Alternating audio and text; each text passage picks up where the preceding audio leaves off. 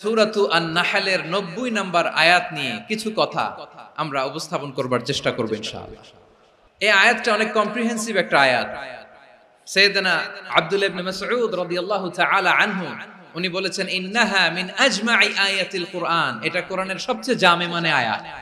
যদিও ছোট্ট আয়াত, অল্প কিছু কথামালা, কিন্তু তিনি বলতেন এটা কোরআনের সবচাইতে জামিআ মানে সবচেয়ে কম্প্রিহেন্সিভ একটা আয়াত, যেখানে শব্দ কম কিন্তু এটার দোতনা, এটার আবেদন, এটার মিনিং অনেক বেশি। এই আয়াতে আল্লাহ তাআলা বেসিক্যালি আমাদেরকে তিনটা বিষয়ে আদেশ করেছেন আর তিনটা বিষয়ে বারণ করেছেন, মানে নিষেধ করেছেন। 3 do's and 3 don'ts, do's and don'ts, তিনটা আদেশ, তিনটা নিষেধ। এই ছোট্ট একটা আয়াতে গোটা ইসলামী শরিয়ার the gist, the cream of the creams, গোটা ইসলামী শরিয়ার মূল নির্যাসকে আল্লাহ ঢুকিয়ে দিয়েছেন। তিনটা আদেশ আর তিনটা নিষেধ। আসুন আমরা সরাসরি কোরআন থেকে শুনি, সবাই পড়ুন। আউযু বিল্লাহি মিনাশ শাইতানির রাজীম। বিসমিল্লাহির রহমানির রহিম। ইন্নাল্লাহা ইয়া'মুরু বিল আদলি ওয়াল ইহসানি ওয়া ইতা'i যিল কুরবা ওয়া ইয়ানহা আনিল ফাহশাই ওয়াল মুনকারি ওয়াল বাগি ইয়া'ইযুকুম লা'আল্লাকুম তাযাক্কারুন। আল্লাহ তাআলা ইরশাদ করছেন, ইন্নাল্লাহা ইয়া'মুরু বিল আদলি ওয়াল ইহসান, নিশ্চয় আল্লাহ তাআলা তোমাদেরকে ন্যায় বিচারের আদেশ দেন, সদাচরণের আদেশ দেন, নিকটাত্মীয়দেরকে দানের আদেশ দেন। আদেশ কয়টা? নিশ্চয় আল্লাহ তাআলা তোমাদেরকে ন্যায় বিচারের আদেশ দেন, সদাচরণের আদেশ দেন, তিনি তোমাদের নিকটাত্মীয়দেরকে দানের আদেশ দেন, আর তিনি তোমাদেরকে অশ্লীলতা থেকে নিষেধ করেন, মন্দ কাজ থেকে নিষেধ করেন, অবাধ্যতা সীমা লঙ্ঘন থেকে নিষেধ করেন। তিনি তোমাদেরকে উপদেশ দেন যাতে তোমরা শিক্ষা গ্রহণ করো। সুবহানাল্লাহ। উপদেশ দিচ্ছে স্বয়ং কে? তিনটা জিনিসের আদেশ। ইয়া'মুরু বিল আদল, সুবিচার, ন্যায় বিচারের আদেশ তিনি দেন।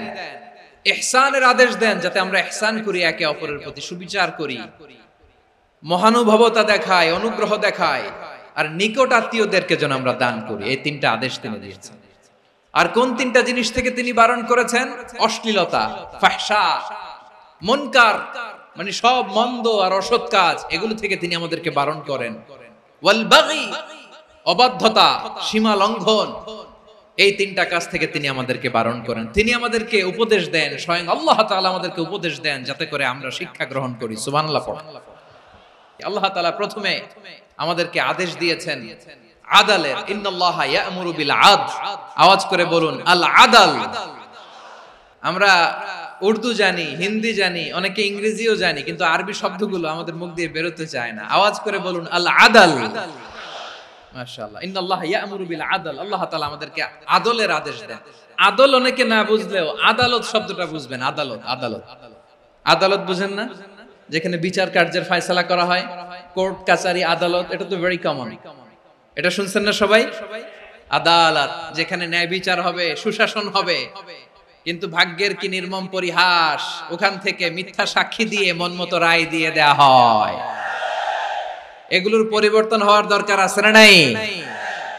প্রিয় ভাইয়েরা, আদালত, আল আদল, ইংরেজিতে বলে জাস্টিস, ন্যায় বিচার, সুবিচার, সুশাসন, জাস্টিস, আল আদল, সব জায়গায় এই জাস্টিস থাকা দরকার। Justice should be prevailed in the society.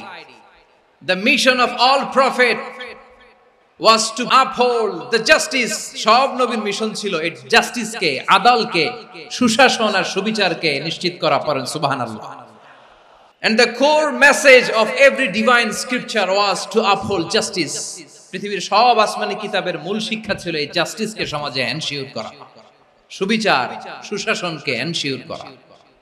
তাহলে প্রিয় ভাইরা, আমরা বুঝতে পারলাম আল আদ শব্দের মানে হচ্ছে ইনসাফ বা সুবিচার বা ন্যায় বিচার। এটা হচ্ছে একটা general meaning, very general meaning. আপনি যদি ইন ডেপথ বুঝতে চান, আরো ভেতরে যান, তাহলে আদাল মানে হচ্ছে সমন্বয়, আদাল মানে হচ্ছে ভারসাম্য, ব্যালেন্স। আদাল মানে হচ্ছে মধ্যম পন্থা। সুবহানাল্লাহ পড়েন। কারণ সব সময় সমান সমান হইলেই সুবিচার হয় না। কথা কি বুঝতেছেন? ইসলামের দ্য কনসেপ্ট অফ আদাল, এটা এমন আদাল, এটা সব সময় সমান সমান নয়। যখন সমান সমান দেয়া দরকার, ইসলাম সমান সমান দেয়। যখন ব্যালেন্স করা দরকার, চেক এন্ড ব্যালেন্স, সমন্বয়, ভারসাম্য করা দরকার, তখন ইসলাম ভারসাম্য করে দেয়। এটার নাম আদাল। সুবহানাল্লাহ। সহজ করে আপনাদেরকে বুঝাই, যেমন ধরুন একটা পরিবারের 3 জন সদস্য, স্বামী, স্ত্রী আর সন্তান। তাদের সকালবেলার ব্রেকফাস্টে স্বামীর, সকালের নাস্তায় স্বামীর 3টা রুটি লাগে, স্ত্রীর 2টা লাগে, আর সন্তানের 1টা রুটি লাগে। এখন আমি যদি সমান সমান করে আদল করতে চাই, সবাইকে যদি 3টা করে রুটি দেই, তাহলে স্বামী বেচারার জন্য ঠিক আছে, কি বলেন? কথা কি বুঝতেছেন না কষ্ট হয়ে যাচ্ছে? যদি সমান সমানের নিয়মে আগাই, তাহলে 3টা করে যদি রুটি দেই, স্বামীর জন্য ওকে, কিন্তু স্ত্রীর জন্য 1টা বেশি হয়ে যায়। আর সন্তানের জন্য কয়টা বেশি হয়? আচ্ছা, এই তো বুঝতেছেন, মাশাআল্লাহ। আচ্ছা, 2টা করে যদি সবাই রে দেই সমান সমান নীতিতে, তাহলে স্ত্রীর জন্য, স্ত্রী বেচারির জন্য ঠিক আছে, কিন্তু স্বামীর কয়টা কম পড়ে? আর সন্তানের বেশি হয়ে যায় কয়টা? আচ্ছা, সমান সমান নীতিতে সবাইকে যদি সকালের নাস্তার জন্য 1টা করে রুটি দেই, সন্তানের জন্য ঠিক আছে, কিন্তু স্ত্রী বেচারির কম পড়ে কয়টা? স্বামীর কম পড়ে কয়টা? 2টা। কথা কি বুঝতেছেন? আর আমি যদি স্বামীকে দেই 3টা, স্ত্রীকে দেই 2টা, আর সন্তানকে দেই 1টা, তাহলে কারো অপচয় হবে না। যার যতটুকু দরকার ঠিক ততটুকুই কাজে লাগবে। চিল্লায় বলেন ঠিক কি না? এটাই হচ্ছে ইসলামের আদাল, যেখানে যার যতটুকু দরকার তাকে সেখানে ঠিক ততটুকু দিয়ে দেওয়ার নামই হচ্ছে আদাল। চিল্লায় পড়েন আল্লাহু আকবার। রব্বুল আলামিন বলেন, ইউসিকুমুল্লাহু ফি আওলাদিকুম লিযযাকারি মিসলু হাযযিল উনসায়াইন। আল্লাহ তোমাদেরকে ওসিয়ত করেন, তোমাদেরকে আদেশ দেন, উত্তরাধিকার সম্পদ যখন বন্টন হবে, ছেলেরা যতটুকু পাবে, মেয়ে পাবে তার অর্ধেক। সুবহানাল্লাহ বলেন। দেখেন, ছেলে যতদূর, মেয়ে অর্ধেক, ছেলে ডবল পাবে। আপাত দৃষ্টিতে মনে হয় এখানে অবিচার হয়েছে, কিন্তু আসলে কি অবিচার হয়েছে? আপনি বিয়ের ক্ষেত্রে যান, ওইখানে আবার ছেলে মোহরানা দেয়, মেয়ে সেখানে মোহরানা পায়। তাহলে চেক এন্ড ব্যালেন্স, ভারসাম্য, ব্যালেন্স, মধ্যম পন্থা এখানে আছে না নাই? এটাই হচ্ছে ইসলামের আদল। আল্লাহ তাআলা এই আদলের আদেশ দিয়েছেন, সুবিচার, ন্যায় বিচার, সুশাসন এবং ভারসাম্যের আদেশ দিয়েছেন। প্রিয় ভাইয়েরা, একটি শান্তিময় সমাজ, একটা সমৃদ্ধ সমাজ, একটা মানবিক সমাজ যদি আমরা পেতে চাই, এই আয়াতের মধ্যে যতগুলো পয়েন্ট আছে সবগুলোর বাস্তবায়ন লাগবে। এই আয়াতে আল্লাহ তাআলা একটা মানবিক সমাজের রূপরেখা টেনেছেন। তার প্রথম কথা হচ্ছে ইন্নাল্লাহা ইয়ামুরু বিল আদল। আল্লাহ তাআলা তোমাদেরকে আদলের নির্দেশনা দেয়, সুবিচার, সুশাসনের নির্দেশনা দেয়। যে সমাজে আদল থাকে না, সেই সমাজে জুলুম মানুষের ঘাড়ে চেপে বসে। আদলের বিপরীত হচ্ছে জুলুম। আদলের বিপরীত কি? জুলুম বা জাওর, অত্যাচার, অবিচার, বৈষম্য। এই যে বৈষম্য বিরোধী ছাত্র আন্দোলন কমন পড়ছে? এই যে একজন সমন্বয়ক তো দেখা করলো আমার সাথে। জুলুম মানে হচ্ছে বৈষম্য। বৈষম্যের স্থান ইসলামে নাই, অবিচারের স্থান ইসলামে নাই, জুলুমের স্থান ইসলামে নাই।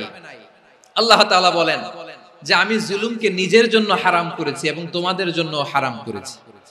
বিশ্বনবী ফরমান, আল্লাহ তাআলা বলেন হাদিসে কুদসিতে, ইয়া ইবাদি ইন্নী হারামতুয যুলমা আলা নাফসি ওয়া জাআলতুহু বাইনাকুম মুহাররামান ফালা তাযালামু। আমার গোলামেরা শোনো, নিশ্চয় আমি আল্লাহ তাআলা জুলুমকে আমি আমার উপরে হারাম করেছি, অনুরূপভাবে জুলুম করাকে তোমাদের উপরেও হারাম করেছি। ফলে ফালা তাযালামু, তোমরা একে অপরের সাথে জুলুম করো না। নির্দেশনাটা কার? খবরদার, জুলুমের সাথে আমাদের কোনো সম্পর্ক নাই। আল্লাহ তাআলা আদলের আদেশ দিয়েছেন, আদালতের আদেশ দিয়েছেন, সুশাসনের ন্যায় বিচারের আদেশ দিয়েছেন। ইন্নাল্লাহা ইয়ামুরু বিল আদল, আমাদেরকে আদল প্রতিষ্ঠা করতে হবে। জুলুমের সাথে ইসলামের কোনো সম্পর্ক নাই। আল্লাহ তাআলা জালিমদের জন্য কঠিন শাস্তি প্রস্তুত করে রেখেছেন। এক্সট্রা জুডিশিয়াল কিলিং এর কোনো হিসাব নাই। বিচার বহির্ভূত হত্যা, এনফোর্স ডিসঅ্যাপিয়ারেন্স, গুম, যেটা সবচাইতে বড় মানবতা বিরোধী অপরাধ। কত মানুষ যে গুম হয়েছে তার কোনো ইয়ত্তা নাই। যেই ফ্যামিলির সদস্য গুম হয়েছে তারা কি ওই লোকটার জন্য মাগফিরাতের দোয়া করবে নাকি সুস্বাস্থ্যের দোয়া করবে তারা নিজেরাও জানতো না, কারণ জানে না ও বেঁচে আছে না মরে গেছে। আহা, বিডিআর নওজওয়ানদের যারা ছাড়া পেল দেখলাম, বিনা অপরাধে, কোনো অন্যায় ছাড়া, অপরাধ ছাড়া তাদের জীবন থেকে, তাদের তারুণ্যের, তাদের যৌবনের 15 বছর, 16 বছর, 17 বছর নাই। 6 মাস বয়সের ছোট বাচ্চাকে রেখে জেলে গেছে। 6 মাসের মেয়ে বেরোয় দেখে মেয়ের বয়স 17 বছর। মেয়ে বাবারে চিনে না, বাবা মেয়েরে চিনে না। মেয়েকে এখন বিয়ে দিয়ে আরেক ছেলের হাতে তুলে দিবে। মেয়ের শৈশব বাবা দেখে নাই, মেয়ের কৈশোর বাবা দেখে নাই, মেয়ের তারুণ্য দেখে নাই। আরেক যুবককে দেখলাম 14 দিনের সংসার, 2 সপ্তাহের সংসার শেষে জেলে গেছে। কত যুবকের যে স্ত্রী চলে গিয়েছে ফ্যামিলি ছেড়ে, কারণ জানে না তো কবে আসবে, কি হবে, কেউ জানতো না। দাম্পত্য জীবনের মাত্র 14 দিনের স্মৃতি, এই স্মৃতিকে আঁকড়ে ধরে এক বোন 16টা বছর, 17টা বছর কাটিয়ে দিয়েছে। আমি নিউজটা দেখে ভাবলাম, আমার এই বোনের প্রতিটি দিন কিভাবে কেটেছে, প্রতিটি রাত কিভাবে কেটেছে, প্রতিটি ক্ষণ কিভাবে কেটেছে। বিশ্বনবী বলেছেন, ইত্তাকি দাওয়াতাল মাজলুম ফাইন্না লাইসা বাইনাহু ওয়া বাইনাল্লাহি হিজাব। মাজলুমের কান্নাকে ভয় করো, কারণ মাজলুমের কান্না আর আল্লাহর মাঝে কোনো পর্দা থাকে না। আমরা আর এরকম কোন জুলুম বাংলাদেশে দেখতে চাই না। জোরে বলেন ঠিক কিনা? আমার প্রিয় বীর চট্টলার তৌহিদি মুসলমান, আমরা আর নতুন করে কেউ জালিম হোক এটা চাই না। নতুন করে আবার কেউ ফ্যাসিস্ট হোক আমরা চাই না। এক দল আরেক দলকে নিশ্চিহ্ন করার রাজনীতি করুক আমরা চাই না। আমরা সুশাসনের বাংলাদেশ চাই, মানবিক বাংলাদেশ চাই, আমরা একটা সমৃদ্ধ বাংলাদেশ চাই। আমরা বিশ্বের বুকে সম্মান নিয়ে মাথা উঁচু করে দাঁড়াতে চাই, ঠিক কিনা বলেন? আল্লাহ বললেন, এটা যদি তোমরা চাও, একটা সমৃদ্ধ সমাজ যদি বিনির্মাণ করতে চাও, মানবিক সমাজ যদি বিনির্মাণ করতে চাও, আমি তোমাদেরকে সেজন্য প্রথমে আদালতের নির্দেশ দিলাম। ইন্নাল্লাহা ইয়া'মুরু বিল আদল, নিশ্চয় আল্লাহ তাআলা তোমাদেরকে ন্যায় বিচার, সুশাসন এটার আদেশ দেন। সুবহানাল্লাহ।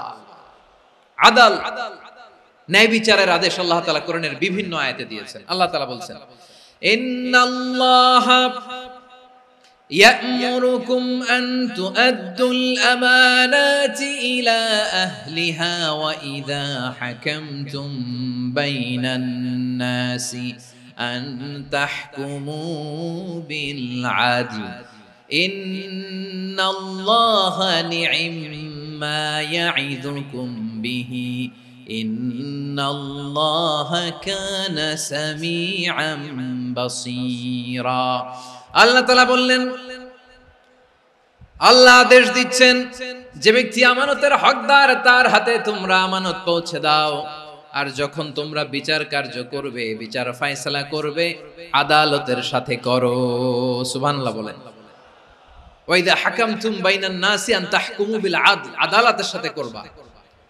আল্লাহ তাআলা বলেন, যারা জাজ হবে, বিচারক হবে, তাদের যদি বাদী বিবাদীর কারো সাথে শত্রুতা থাকে, কারো সাথে যদি কোনো ধরনের রেষারেষি থাকে, আল্লাহ বলেন বিচার কার্য করতে যে ওই শত্রুতা রেষারেষির কারণে আদালতের বাইরে যে অবিচার করে বিচার করো না। ওয়ালা ইয়াজরিমান্নাকুম শানাআনু কওমিন আলা আল্লা তা'দিলু i'dilu হুয়া আকরাবু লিত্তাকওয়া ওয়াত্তাকুল্লাহা ইন্নাল্লাহা খাবীরুম বিমা তা'মালুন। খবরদার কোন জাতির প্রতি, কোন গোষ্ঠীর প্রতি, কোন গোত্রের প্রতি আক্রোশ যেন তোমাদেরকে ন্যায় বিচার থেকে দূরে সরিয়ে না দেয়। বরং আমি আল্লাহর আদেশ হলো ইদিলু, তোমরা আদল করো, ন্যায় বিচার করো, সুবিচার করো, সুশাসন প্রতিষ্ঠা করো। হুয়া আকরাবু লিত্তাকওয়া, এটাই তাকওয়ার সবচেয়ে কাছাকাছি। সুবহানাল্লাহ বলেন। কোরআনের বিভিন্ন আয়াতে আল্লাহ তাআলা স্পেসিফিকলি ধরে ধরে বিচার করার সময় আমরা যেন আদল করি সেটা বলেছেন। কোরআনের কোন কোন জায়গায় আল্লাহ তাআলা এই আল আদল শব্দটা ব্যবহার করেছেন। আবার একই জিনিস ইনসাফ, সুবিচার, সুশাসন, ন্যায় বিচার, ন্যায় পরায়ণতা বুঝাতে আল্লাহ তাআলা কখনো কখনো আল কিসত শব্দটা ব্যবহার করেছেন। আল্লাহ তাআলা বলেন ওয়া ইন হাকামতা ফাহকুম বাইনাহুম বিল কিসতি ইন্নাল্লাহা ইউহিব্বুল মুকসিতিন। যখন তুমি বিচার করবে, বিশ্বনবীকে উদ্দেশ্য করে অ্যাড্রেস করে বললেন, নবী হে, ইহুদিরা কোনো বিষয়ে মীমাংসার জন্য যদি আপনার দরবারে আসে, যদি বিচার করতে হয়, খবরদার অবিচার করবেন না। ফয়সালা যেটা করবেন কিসতের সাথে করবেন, ন্যায় পরায়ণতার সাথে করবেন, কারণ ইন্নাল্লাহা ইউহিব্বুল মুকসিতিন, নিশ্চয় আল্লাহ রাব্বুল ইজ্জাত ন্যায় পরায়ণশীলদেরকে বড্ড ভালোবাসেন। সুবহানাল্লাহ বলেন। ন্যায় পরায়ণ লোকদেরকে আল্লাহ তাআলা বড্ড ভালোবাসেন। অন্য আয়াতে আল্লাহ তাআলা বলছেন وَنَضَعُ الْمَوَازِينَ الْقِسْطَ لِيَوْمِ الْقِيَامَةِ فَلَا تُظْلَمُ نَفْسٌ شَيْئًا। আমি কিয়ামতের দিন ন্যায় পরায়ণতার মানদণ্ড স্থাপন করব, যেটাকে আমরা মিজানের পাল্লা বলি। আল্লাহ বলেন ন্যায় বিচারের মানদণ্ড কিয়ামতের ময়দানে আমি আল্লাহ স্থাপন করব। সেদিন কারো প্রতি বিন্দু পরিমাণ, এক চুল পরিমাণ অবিচার করা হবে না, কোনো বিচার করা হবে না। সেদিন সুশাসন হবে, সুবিচার হবে, ন্যায় পরায়ণতার সাথে বিচার হবে। আওয়াজ করে পড়েন আল্লাহু আকবার। তাহলে প্রিয় ভাইরা, যে তিনটি বিষয়ে আল্লাহ তাআলা আমাদেরকে আদেশ দিয়েছেন, তার প্রথমটা হচ্ছে আদালত, ইনসাফ, সুবিচার, ন্যায় বিচার। এটা আমরা চাই কি চাই না? বিশ্বনবী ন্যায় বিচার, ন্যায় পরায়ণতা, সুশাসন প্রতিষ্ঠিত করেন কি করেন নাই? আপনারা বিশ্বনবীর সিরাত যারা পড়েছেন, আপনি দেখবেন বিশ্বনবীর সিরাতের পরতে পরতে, বাকে বাকে, সিরাতের বাকে বাকে এই আদালতের নমুনা মেলে। সুবহানাল্লাহ বলেন। ছোট্ট একটা নমুনা রাসূল সাল্লাল্লাহু আলাইহি ওয়াসাল্লামের আসসিরা আল আতরা থেকে ছোট্ট একটা নমুনা আপনাদের খেদমতে এখানে উপস্থাপন করি। বিশ্বনবী সাল্লাল্লাহু আলাইহি ওয়াসাল্লাম মক্কা বিজয় করলেন ৮ম হিজরিতে। মক্কা বিজয় শেষের দিনই কয়েক সপ্তাহ মক্কাতে অবস্থান করলেন। ইন দ্য মিন টাইম মক্কার একটা ভেরি প্রেস্টিজিয়াস এন্ড ডিগনিফাইড ফ্যামিলির নারী চুরিতে ধরা পড়ল। কিসে ধরা পড়ল? আমাদের সমাজে আসেনি এটা? আছে? ছোট না বড়? হিসাব করে শেষ করা যায় না। ৩.৫ লাখ কোটি টাকা নাই উন্নয়ন প্রকল্পের নামে। ৩.৫ লাখ কোটি টাকা লিখতে পারবেন আপনি? একটানা লিখতে পারবেন? বুঝতেছেন কত বড় সংখ্যা? বনু মাখজুমিয়া গোত্রের এক নারী মক্কায় চুরিতে ধরা পড়ল। বলেন তো চুরি করলে বিধান কি? কি কাটতে হবে? চুরির বিধান হলো হাত কেটে দাও।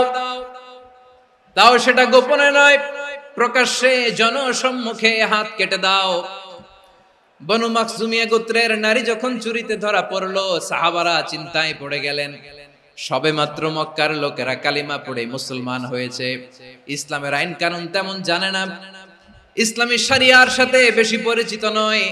এখন যদি বিশ্বনবী চুরির যেই বিধান এটা যদি কায়েম করে হাত যদি কেটে দেয়, না জানি মক্কার লোকেরা আবার বিগড়ে যায়, না জানি মক্কার লোকেরা আবার মুরতাদ হয়ে যায়, না জানি মক্কার লোকেরা ইসলাম থেকে দূরে সরে যায়। চলো চলো সাহাবীরা মিলে পরামর্শ করলেন, চলো বিশ্বনবীর কাছে যে বলি, ও নবী, শুধু কেবলমাত্র একমাত্র এই নারীর জন্য চুরির হাত কাটার বিধানটা আপনি একটু থামিয়ে দেন। চুরির হাত কাটার যে বিধান এখানে একটু রহিত করে দেন, বাকিগুলা কইরেন মদিনাতে যে চলবে, কিন্তু মক্কায় এবারের জন্য মাফ করে দেন। কিন্তু কে বলবে? এই যে পরামর্শ, সাজেশন, এটা কে দিবে বিশ্বনবীর কাছে? সাহাবারা চিন্তায় পড়ে গেলেন। আল্লাহর নবীর সামনে দাঁড়িয়ে আল্লাহর দেয়া হুদুদ, আল্লাহর দেয়া বিধান থামিয়ে দেওয়া, মাফ করে দেওয়া, এই কথা বিশ্বনবীর সামনে বলার সাহস তো কেউ রাখে না। কেউ কেউ বলল বিশ্বনবীর পালক পুত্র যায়েদ বিন হারেসার সন্তান উসামারে বিশ্বনবী নাতির মতো আদর করে, বড্ড বেশি ভালোবাসে উসামারে। এজন্য সাহাবারা উসামাকে বলতো হিব্বু রাসূলিল্লাহ, বিশ্বনবীর ভালোবাসা। কি বলতো? সাহাবীরা বললেন বিশ্বনবীর ভালোবাসা হিব্বু রাসূলিল্লাহ, উসামারে পাঠাও। উসামারে বিশ্বনবী নাতির মতো স্নেহ করে, মায়া করে, ভালোবাসে। আমরা পারবো না, উসামা পারবে। সবাই মিলে ফুলিয়ে ফুসিয়ে ওসামাকে, ছোট্ট ওসামাকে রাজি করালো। ওসামা এমন এমন কথা যে তুমি বিশ্বনবীর কাছে বলতে হবে, পারবা নাকি? ওসামা বলে পারবো। সাইয়েদনা ওসামা রাদিয়াল্লাহু তাআলা আনহু তরুণ সাহাবী বিশ্বনবীর কাছে গেলেন, যে বললেন নবী, বনু মাখজুমিয়া গোত্রের এক নারী চুরিতে ধরা পড়েছে, এবারের জন্য কি এই মহিলাটারে মাফ করে দিলে হয় না? এবারের জন্য একটু ক্ষমা করা যায় না নবী? বিশ্বনবী বলেন আতাশফাউ ফি হাদ্দিম মিন হুদুদিল্লাহ, তোমার এত বড় সাহস উসামা, তুমি আল্লাহর হাদ, আল্লাহর দেয়া বিধান, এটার ব্যাপারে সুপারিশ করতে এসেছো? তোমরা কি জানো তোমাদের আগে যত কওম, যত গোত্র, যত জনপদ ধ্বংস হয়েছে তার কারণ ছিল তাদের মধ্যে গরিবরা অন্যায় করলে তারা বিচার করত, আর ধনীরা অন্যায় করলে তারা মাফ করে দিত। খবরদার, ওয়া আইমুল্লাহ লাউ আন্না ফাতিমাতা বিনতি মুহাম্মাদিন সারাকাত লাকাতা মুহাম্মাদুন ইয়াদাহা। বিশ্বনবী বললেন, ওরে ওসামা, বানু মাখজুমিয়ার ওই প্রেস্টিজিয়াস এন্ড ডিগনিফাইড ফ্যামিলির মেয়ে তো দূর কি বাত, অনেক দূরের কথা। জেনে রেখো ওসামা, আমার কলিজার টুকরা, নয়নের পুটুলি ফাতেমাও যদি মক্কার জমিনে আজকে চুরির দায়ে ধরা পড়তো, আমি বিশ্বনবী মুহাম্মদুর রাসূলুল্লাহ ধরে ফাতেমার ডান হাতটা কেটে দিতে এক বিলম্ব দেরি করতাম না। ইন্নাল্লাহা ইয়া'মুরু বিল আদল, আমাদেরকে জাস্টিস শিখায়। পশ্চিমারা আমাদেরকে ইনসাফ শিখায়, আমাদেরকে সুশাসন শিখায়। আর ইনসাফ, সুশাসন, ন্যায় বিচার, সুবিচার, জাস্টিস কারে বলে বিশ্বনবীর বায়োগ্রাফি থেকে জেনে নাও। এই ছিল বিশ্বনবী সাল্লাল্লাহু আলাইহি ইসলামের আদালতের নমুনা। আপনি যদি সাইয়েদনা ওমর ফারুকের জীবনের দিকে তাকান, এমন কঠোর, এমন বীর সেনানী ছিলেন। সাইয়েদনা ওমর ফারুক যদি রাস্তার এই মাথা দিয়ে হাঁটা শুরু করতেন, শয়তান ওমর ফারুককে দেখলে ওই রাস্তা রেখে দিয়ে অন্য রাস্তা দিয়ে হাঁটতো। সুবহানাল্লাহ। ওমর ফারুক রাদিয়াল্লাহু তাআলা আনহু কি পার্সোনালিটি ছিল, কি পার্সোনালিটি! আমাদের এলাকায় ছোট বাচ্চারা রাতে ভাত খেতে চায় না, আমার মেয়েটাও খেতে চায় না। এই এটা দিব, ওইটা দিব, আজকে মাহফিলে আসার সময় বলে দিছে লিস্ট করে এটা এটা আনতে হবে। তো ছোট্ট বাচ্চাদের অনেক বায়না থাকে, ওরা রাতে খেতে চায় না। তো মায়েরা বিভিন্ন ভয় দেখায়, এই বাঘ আসবে, বাঘ আসবে খাও, এই ভূত আসবে, ভূত আসবে খাও। আপনারা কি বলেন চট্টগ্রামে? ভূত, ভূত, ভূত আসবে, বাঘ আসবে, খাও খাও খাও, তাড়াতাড়ি খাও। তো বাচ্চারা এগুলো শুনে ভয়ে খেতে শুরু করে। মদিনার জমিনেও একই ঘটনা ঘটতো। মদিনার ছোট্ট ছোট্ট সোনামণিরা খেতে চাইতো না, তো মায়েরা বলতো হা হুয়া ইয়াতি উমর, হা হুয়া ইয়াতি উমর, ওই যে ওমর আসতেছে, ওমর। ওমরে ফারুকের কথা শুনলে বাচ্চারা একেবারে ঠান্ডা। প্রভু তুমি বলেছো রাসূল দেবে না, বলনি দেবে না ওমর, বলনি দেবে না হামজা তারিক, খালিদ বিজয় সমর। প্রভু তুমি বলেছ রাসূল দেবে না, বলনি দেবে না ওমর, বলনি দেবে না হামজা তারিক, খালিদ বিজয় সমর। প্রভু তুমি বলেছ রাসূল দেবে না। আল্লাহু আকবার। ওমর ফারুক রাদিয়াল্লাহু তাআলা আনহু, ওনার কথা শুনলে গায়ের মধ্যে গুজবাম হয়, গায়ের পশমগুলো দাঁড়িয়ে যায়। সুবহানাল্লাহ বলেন। কি পার্সোনালিটি ছিল, কি ব্যক্তিত্ব ছিল! মুনাফিকরা ওমর ফারুককে জমের মতো ভয় পেত। শয়তান, খুদ শয়তান এই রাস্তা দিয়ে আসলে শয়তান অন্য রাস্তা দিয়ে হাঁটত। ওমর ফারুক রাদিয়াল্লাহু তাআলা আনহুর জীবনে যদি দেখেন, তাহলে সেখানে আপনি আদালতের, ইনসাফের, সুশাসনের, জাস্টিসের নমুনা দেখতে পাবেন। কয়টা শুনবেন? সাইয়েদনা ওমর ফারুক রাদিয়াল্লাহু তাআলা আনহুর সন্তান আব্দুর রহমান মিশরে মদ খেয়ে মদ্যপ অবস্থায় ধরা পড়েছে। মদ খাওয়ার কারণে, মদ যদি কেউ পান করে আর যদি প্রমাণিত হয়, তার বিচার হলো ৮০ বেত। আওয়াজ করে বলেন কয় বেত? বাংলাদেশেও তো এই আইন আছে নাকি? বাংলাদেশে আছে?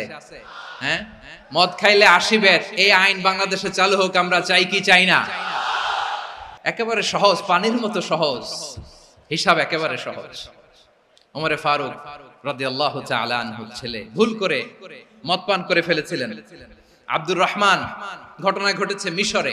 মিশরের গভর্নর তখন আমর ইবনে আস রাদিয়াল্লাহু তাআলা আনহু।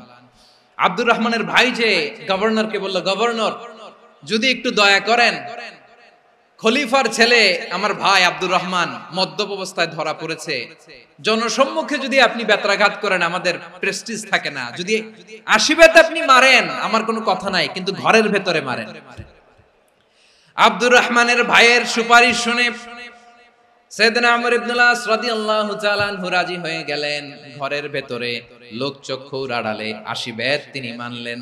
কিন্তু ঘটনাক্রমে এই কথা লুকিয়ে লুকিয়ে ঘরের ভেতরে 80 বেত মারার কথা সাইয়েদনা ওমর ফারুক মদিনা থেকে জানতে পারলেন। মদিনা থেকে তিনি ফরমান জারি করলেন, এই বিচার যেমনটি আমর ইবনে আস আদায় করেছে এটা প্রকৃতপক্ষে আদায় হয় নাই। আসো সবাই মদিনায় আসো, আমর ইবনে আস মদিনায় আসো, আব্দুর রহমানও আসো, সবাই আসো, জনসম্মুখে এই বিচার কার্যকর করতে হবে। সাইয়েদনা ওমর ফারুক মসজিদে নববীর পিলারের মধ্যে নিজের ছেলেকে বাঁধলেন, আবার জনসম্মুখে 80টা বেত তার গায়ের মধ্যে মারলেন। মাজমুয়ে ফাতাওয়া ইবনে তাইমিয়া রাহিমাহুল্লাহ উনি এটা নকল করেছেন। এটা সবচেয়ে বিশুদ্ধ মত, আর অনেক মত আছে। মারা গেছে কবরের উপর, ওগুলো বাদই দিলাম। কেমন খলিফা ছিলেন, কেমন খলিফা! পশ্চিমারা তোমরা জাস্টিস আমাদেরকে শেখাও, ইনসাফ কারে বলে সুশাসন আমাদেরকে তোমরা শেখাও। ওমর ফারুক রাদিয়াল্লাহু তাআলা ওইটাকে, ওই বিচারকে তিনি ধর্তব্য মনে করেন নাই। মদিনাতে এনে আবার জনসম্মুখে আবার 80 বেত মেরেছেন। মিশরে ওমর ফারুক রাদিয়াল্লাহু তাআলা আনহু আমর ইবনে আসকে গভর্নর করে পাঠালেন। সেখানে আমর ইবনে আসের ছেলে একটা প্রতিযোগিতায় রানার আপ হয়েছে। এক মিশরি সেখানে চ্যাম্পিয়ন হয়েছে। রানার আপ বুঝতে পেরেছেন তো? সেকেন্ড হয়েছে। এক মিশরি হয়েছে চ্যাম্পিয়ন, প্রথম। কিন্তু গভর্নরের ছেলে ও জিততে পারে নাই। ও রাগে ওই মিশরির গায়ের মধ্যে কয়েকটা লাঠি দিয়ে বাড়ি মেরেছে। মিশরি যে মদিনাতে ওমর ফারুকের কাছে বিচার দিলেন, আপনার গভর্নরের ছেলে অন্যায়ভাবে আমার গায়ে হাত তুলেছে। সাইয়েদনা ওমর ফারুক আবার ফরমান জারি করলেন, আসো মদিনাতে আসো। মিশরীকে ডাকলেন। ওই মিশরের গভর্নর আমর ইবনে আস রাদিয়াল্লাহু তাআলা আনহুকে ডাকলেন, তার ছেলেকেও ডাকলেন। সবাই বসে রইল। আমর ইবনে আস রাদিয়াল্লাহু তাআলা আনহু মাথা নিচু করে বসে আছেন, লজ্জায় কাচুমাচু। হায় হায়, আজকে আমার ছেলের কারণে আমিরুল মুমিনিন খলিফাতুল মুসলিমিন ওমর ফারুকের কাছে আমি জনসম্মুখে লজ্জিত হচ্ছি। সাইয়েদনা ওমর ফারুক বললেন, এই নাও লাঠি। গভর্নরের ছেলে তোমার মাথার মধ্যে যতগুলো বাড়ি মেরেছে, আজকে জনসম্মুখে তুমি অতগুলা বাড়ি মারো। মিশরি বলে, থাক, আপনি যে ডেকে আনছেন সবার সামনে এটা বলছেন, এতেই আমি খুশি। আল্লাহু আকবার! আপনার মহানুভবতা দেখে আমি খুশি, আর অপমানের দরকার নাই। ওমর ফারুক বলে, না, খবরদার, এই কথা মিশরি তুমি বলো না, মারো, যতগুলা বাড়ি মেরেছে মারো। বাধ্য হয়ে মিশরি আমর ইবনে আসের সামনে ওনার কলিজার টুকরা সন্তানের মাথার মধ্যে বাড়ি মারতে আরম্ভ করলেন। ঠিক যতগুলা বাড়ি গভর্নরের ছেলে আমর ইবনে আসের ছেলে মিশরির গায়ে মেরেছিল, মাথায় মেরেছিল, মিশরি গুনে গুনে ততটা মারলেন। এই দৃশ্য দেখে ওমর ফারুক রেগে মেগে আগুন, রাগের চোটে রাগ সামলাতে না পেরে, আর নিজেকে সামলাতে না পেরে মিশরিরে বললেন, ছেলেরে মারা শেষ হয়ে গেলে এবার বাবার টাক মাথার মধ্যে কয়েকটা বাড়ি মার। রাগের চোটে, আউট অফ অ্যাঙ্গার, রাগের চোটে, যে আমার পাঠানো গভর্নর আমর ইবনে আস তার ছেলেকে কেন আদব তারবিয়া কেন শিক্ষা দিতে পারে না। ছেলেরে মারা হইলে এবার আমর ইবনে আসের মাথার মধ্যে দুইটা মারো। এটা রাগে বলেছে, এটা শাস্তি হিসেবে না। সুবহানাল্লাহ পড়ো। তোমরা আমাদেরকে সুশাসন শিখাও। বিশ্বনবী বলেন, আদল এটা যেন তেন বিষয় না, এটা দিয়েই মানবিক সমাজ গড়তে হবে। আল্লাহ তাআলা কিয়ামতের কঠিন ময়দানে যেদিন স্বামী স্ত্রীকে চিনবে না, স্ত্রী স্বামীকে দেখে পালিয়ে যাবে, বন্ধু বন্ধুরে চিনবে না, পীর সাহেব মুরিদরে চিনবে না, মুরিদ পীর সাহেবরে চিনবে না, দলের কর্মী তার নেতারে চিনবে না, নেতা তার কর্মীরে চিনবে না, বন্ধু বন্ধুরে দেখে পালাবে। এই কঠিন মুহূর্তে সূর্যটা মাথার কাছে চলে আসবে, জমিনটা তামার জমিন হবে, আজকের জমিনের মতো নয়। মানুষ ঘর্মাক্ত, ক্লান্ত, শ্রান্ত মাথার মগজগুলো কানের ছিদ্র আর নাকের ছিদ্র দিয়ে বেয়ে বেয়ে পড়বে। বিশ্বনবী ফরমান, কিয়ামতের ওই কঠিন ময়দানে 7 শ্রেণীর ব্যক্তিকে রব্বুল আলামিন তার আরশের নিচে ছায়া দিবেন। তার মধ্যে প্রথম শ্রেণীর ব্যক্তি হলো ইমামুন আদিল, যে ইনসাফের সাথে বিচার করে, যে জাস্টিস সমাজে সার্ভ করে, যে সুশাসন নিশ্চিত করে, ওই ইমামুন আদিল। আদিল শব্দটা বুঝছেন না? ইন্নাল্লাহা ইয়া'মুরু বিল আদল, পাইছেন? আদিল। 7 শ্রেণীর ব্যক্তিকে আল্লাহ তাআলা সুশীতল আরশের নিচে ছায়া দিবেন, যেদিন তার দেয়া ছায়া ছাড়া কোনো ছায়া থাকবে না। এর প্রথম হচ্ছে ইমামুন আদিল, ন্যায়পরায়ণ শাসক। চিল্লায় বলেন সুবহানাল্লাহ। আবার বিশ্বনবী বললেন, ইন্নাল মুকসিতিনা ইনদাল্লাহি আলা মানাবির মিন নূর আন ইয়ামিনির রহমান। কিয়ামতের দিন যারা ন্যায় পরায়ণ হিসেবে আল্লাহর সামনে দাঁড়াবে, কিয়ামতের দিন রব্বুল আলামিন তার আরশের ডান দিকে ওই ন্যায় পরায়ণ লোকদের জন্য আরশের ডান দিকে একটা নূরের মিম্বারে তাদেরকে বসার সুযোগ করে দিবে। আল্লাহর আরশের ডান দিকে ন্যায় পরায়ণ লোকদের জন্য আল্লাহ তাআলা নূরের মিম্বার বানাবে। চারটে কেন কথা মনে করেছেন? আল আদাল, জাস্টিস। ইন্নাল্লাহা ইয়া'মুরু বিল আদল। আল্লাহ তাআলা এই আদালতের নির্দেশনা দেন, সুবিচার, সুশাসন। প্রিয় ভাইয়েরা, এটা আমরা বাংলাদেশে চাই কি চাই না? এই যে অরাজকতা, এই যে অন্যায়, এই যে জুলুম, এই যে ইনকনসিস্টেন্সি সমাজের অসঙ্গতির প্রধান কারণ জাস্টিস নাই, সুবিচার নাই, সুশাসন নাই। শেষবারের মতো আওয়াজ করে বলেন তো, আমরা বাংলাদেশে আদল চাই কি চাই না? তাহলে প্রথম নির্দেশনা শেষ, আল্লাহ তাআলা তোমাদেরকে আদলের আদেশ দেন। এরপরে আল্লাহ বললেন, আমি তোমাদেরকে ইহসানের আদেশ দেই। ইন্নাল্লাহা ইয়া'মুরু বিল আদলি ওয়াল ইহসান। আমি তোমাদেরকে যেমনি আদলের নির্দেশনা দেই, তেমনি ভাবে তোমাদেরকে ইহসানের নির্দেশনা দেই। ইহসান, আওয়াজ করে সবাই বলেন তো ইহসান। ইহসান মানে কারো প্রতি সফট হার্টেড হওয়া, মহানুভব হওয়া, অনুগ্রহ পরায়ণ হওয়া, অনুগ্রহশীল হওয়া, একে অপরের প্রতি দয়াদ্র হওয়া।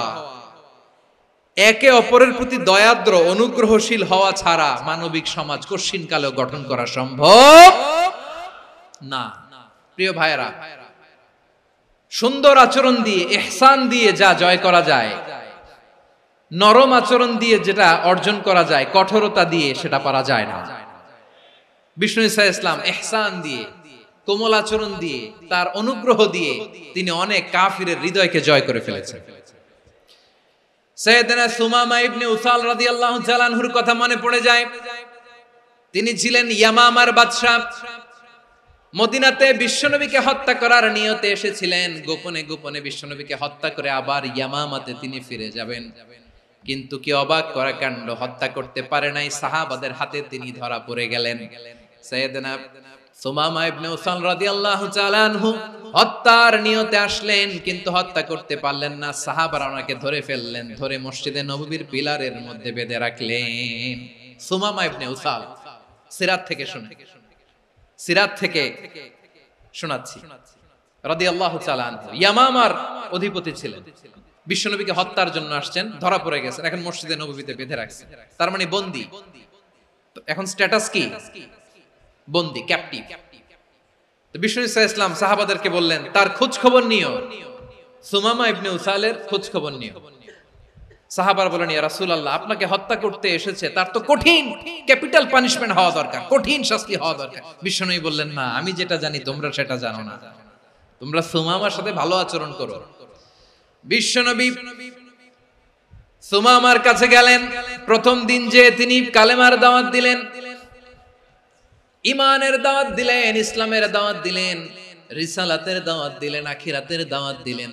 পরের দিন যে বিশ্বনবী সালাতের দাওয়াত দিলেন, যাকাতের দাওয়াত দিলেন, ইসলাম কি, কিভাবে, কেমন করে পালন করতে হয় চমৎকার আর্টিকুলেট করতে শুরু করলেন। তন্ময় হয়ে সুমামা ইবনে উসাল রাদিয়াল্লাহু তাআলা আনহু বিশ্বনবীর কথাগুলো শুনতে আরম্ভ করলো। একদিন নয়, 2 দিন নয়, টানা 3 দিন বিশ্বনবী সুমামার কাছে ইসলামকে প্রেজেন্ট করেছেন, উপস্থাপন করেছেন। আওয়াজ করে বলেন, কয় দিন? 3 দিন। 3 দিন মসজিদে নববীতে বাধা। আর সাহাবীদেরকে বললেন, তার খোঁজ খবর নিও, তোমরা যে রুটি বানাও এর মধ্যে সবচেয়ে ভালো আটার রুটিটা তারে দিও, সবচেয়ে রিফাইন্ড খেজুর, যেটা পিওর খেজুর, এটা তারে দিও। আর বিশ্বনবী নিজের উট থেকে দুধ দহন করে ওনার বাড়ির এক কর্মচারীকে বলেছেন, দুধ দহন করে সুমামার জন্য নিয়ে যেও। সুবহানাল্লাহ পড়বেন না? সবাই তো অবাক, ইয়ামামা থেকে আসছে নবীকে হত্যা করতে, বিশ্বনবী দেখে তারে জামাই আদর করে। একদিন নয়, 2 দিন নয়, টানা 3 দিন বিশ্বনবী এভাবে সুমামার কাছে যে ইসলামকে প্রেজেন্ট করতে আরম্ভ করলেন, ইসলামকে উপস্থাপন করতে শুরু করলেন। আর তাকে চমৎকার এন্টারটেইনমেন্ট, আপ্যায়ন দিতে আরম্ভ করলেন। টানা 3 দিন যখন ইসলামের দ্য বিউটিজ অফ ইসলাম, ইসলামের সুমহান বাণী, সৌন্দর্য তার কাছে উপস্থাপন শেষ, তাকে আপ্যায়ন শেষ, বিশ্বনবী বললেন সাহাবাদেরকে, যাও এবার সুমামার হাতের পায়ের রশি দুটো খুলে দাও। সাহাবারা তর্ক জুড়ে দিলেন, লা ইয়া রাসূলুল্লাহ, এমনটা করবেন না, তো ভয়ঙ্কর ভয়ঙ্কর খুনি, কি জানি কি হয়ে যায়। বিশ্বনবী বললেন, না, তার হাতে পায়ের রশিগুলো খুলে দাও। সাহাবারা বিশ্বনবীর কথা মতো তার হাতে পায়ের রশিগুলো খুলে দিল। সুমামা মুহূর্তের মধ্যে মসজিদে নববী থেকে বের হয়, ইয়ামামায় ফিরে না যে মসজিদে নববীর পাশে একটা খেজুর বাগান ছিল সেখানে চলে গেলেন। সেখানে একটা ছোট্ট কুয়া ছিল, কুয়ার পানি দিয়ে তিনি গোসল করলেন। সুবহানাল্লাহ পড়েন। কুয়ার পানি দিয়ে গোসল করে মসজিদে নববীর সামনে এসে বিশ্বনবী এবং সাহাবাদের সামনে দাঁড়িয়ে সাব্বাবা উঁচু করে বললেন, আশহাদু আল্লা ইলাহা ইল্লাল্লাহ ওয়া আশহাদু আন্না মুহাম্মাদান আবদুহু ওয়া রাসূলুহু। আমি সাক্ষ্য দিচ্ছি আল্লাহ ছাড়া কোনো ইলাহ নাই, আর মুহাম্মদ আল্লাহ তাআলার প্রেরিত বান্দা এবং রাসূল। প্রিয় ভাইরা, ইহসান দিয়ে যা জয় করা যায়, কঠোরতা দিয়ে সেটা কঠিনকালেও জয় করা যায় না। আওয়াজ করে বলেন ঠিক কি না? এবার সুমামা দাঁড়িয়ে বলে, ওগো নবী, আমি তো কালিমা পড়ে মুসলমান হয়ে গেলাম, এবার শোনেন, এই মুহূর্তের আগে আপনার চেহারার চাইতে নিকৃষ্ট কোনো চেহারা আমার কাছে ছিল না, কিন্তু শাহাদা পাঠ করার পরে আপনার চেহারার চাইতে উত্তম শ্রেষ্ঠ কোনো চেহারা আমার কাছে আর নাই। ও নবী, আজকের দিনের আগে ইসলাম ধর্মের চেয়ে নিকৃষ্ট অপছন্দনীয় কোনো ধর্ম আমার কাছে ছিল না, কিন্তু এই মুহূর্ত থেকে ইসলামের চেয়ে সেরা শ্রেষ্ঠ পছন্দনীয় কোনো ধর্ম আমার কাছে নাই। নবী গো, আজকের দিনের আগে মদিনার চাইতে অপছন্দনীয় নিকৃষ্ট কোনো শহর আমার কাছে ছিল না, কিন্তু এই মুহূর্তের পর থেকে মদিনার চাইতে কোনো শ্রেষ্ঠ শহর আমার জানা নাই। সে ছিল গমের বড় ডিলার, গম বেচতো। কি বেচতো? তার গম কিনে মক্কার লোকেরা রুটি খাইতো। সে ঘোষণা দিল, আজকে থেকে মক্কাবাসীদের জন্য সব গম আমি হারাম করে দিলাম, মক্কাবাসী এখন না খেয়ে মরে। সুবহানাল্লাহ পড়বেন না? মক্কাবাসী বিশ্বনবীর কাছে আসলেন, এসে বললেন, মুহাম্মদ, আমরা তো তোমার ভাই, তোমার চাচা, তোমার ভাতিজা, তোমার আত্মীয়, তুমি সুমামারে বলো সে যেন আবার গমের সাপ্লাই মক্কার জন্য অনুমতি দিয়ে দেয়। বিশ্বনবীর অনুমতি ক্রমে সুমামা আবার মক্কাতে গম পাঠাতে শুরু করলো। পড়েন সুবহানাল্লাহ। ইহসান, ইহসান দিয়ে আপনি যেটা জয় করতে পারবেন, you can win the heart of your enemies. ইহসান দিয়ে আপনি আপনার শত্রুর হৃদয়কে জয় করতে পারবেন। এজন্য আল্লাহ বললেন, ওয়া আনফিকু ফি সাবিলিল্লাহি ওয়া লা তুলকু বিআইদিকুম ইলাত তাহলুকা ওয়া আহসিনু ইন্নাল্লাহা ইউহিব্বুল মুহসিনিন। তোমরা আল্লাহর রাস্তায় দান করবে আর নিজেরা নিজেদেরকে ধ্বংসের হাতে ঠেলে দিও না। তোমরা একে অপরের প্রতি ইহসান করবে, কারণ ইহসানকারীদেরকে আল্লাহ বড় ভালোবাসেন। সুবহানাল্লাহ পড়েন।